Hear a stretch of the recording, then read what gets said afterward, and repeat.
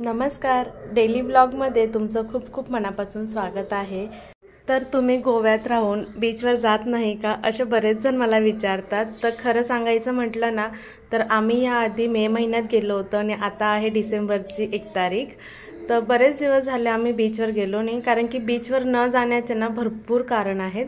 जसं की ना गेलो की तिथं खूप ऊन असतं आणि त्यातल्या त्यात पोरांना मातीमध्ये पाण्यामध्ये खेळवलं की आणि त्यातमध्ये पावसाळा सुद्धा होता, त्यामुळे आम्ही बीचवर वगैरे काही गेलो नाही आणि जाऊनही तिथं काय म्हणजे असं इंटरेस्टिंग काही वाटत नाही।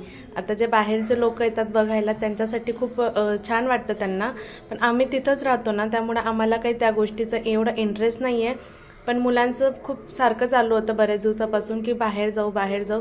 तर आता बाहेर जायचं म्हटलं तर कुठं जायचं, त्यामुळे आम्ही बीचवरच आलो। मिरामार, अंजुना, बागा बीच बघून झाले होते, त्यामुळे आम्ही यावेळेस कंडोलिम बीचला आलो।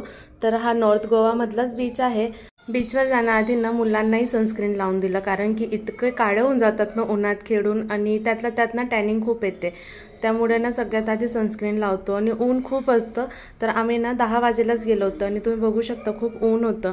बिलकुल पण प्लॅनिंग वगैरे काही केली नव्हती, डायरेक्ट ठरवलं की जायचं आहे, तर त्यामुळे आलो। आणि इथं तुम्ही बघू शकता तर आधी शॉप वगैरे असतात जिथं आम्ही खेळणे वगैरे काही घेतले नाही, कारण की आधीच घेतलेले होते। तर दरवेळेस जाताना आम्ही ते घेऊन जातो, जेणेकरून मुलांनाही तिथे खेळायला बरं होतं आणि त्रासही देत नाही। आणि इथे जी वाळू असते ना तर ती इतकी चिकट असते ना, जी एकदाची कपड्यांना चिटकली ना तर ती बिलकुलही निघत नाही। घरात 2 ते 3 दिवसपर्यंत तेच काम आवरावं लागतं, त्यामुळे पण आम्ही बीचवर जात नाही खरं बघायला गेलं तर।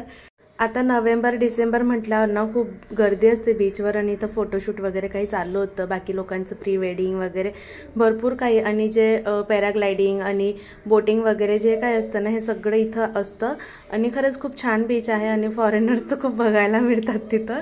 तर इथं ना आम्ही बघत होतो पुढे जाऊन की जिथं कमी गर्दी असेल तिथं जायचं, आणि तिथं आम्ही 2 बेंच वगैरे पण बुक केले, जेणेकरून आम्हालाही बसता येईल आणि मुलांनाही सावलीत खेळता येईल। तर आधी तर मुलांना ना पाण्यात घेऊन गेलो आणि थोडंसं खेळवलं।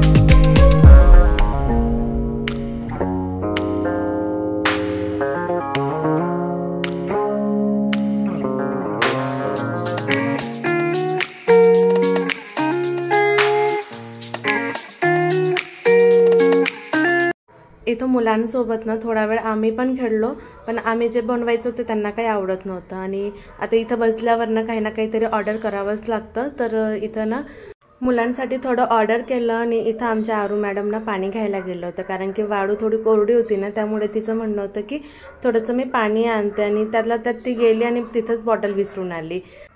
मुलांनी बीचवर खूप मजा केली आणि इथे ना ते आमचे पाय कव्हर करत होते। त्यांनी ना टीव्हीमध्ये बघितलं होतं तर त्या पद्धतीने ते आमचे पाय ना कव्हर करत होते।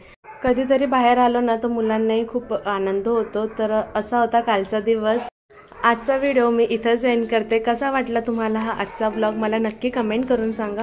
व्हिडिओ थोडासा जरी आवडला असेल तर व्हिडिओला नक्की एक लाईक करा। भेटू आपण पुढच्या ब्लॉगमध्ये। थँक्यू।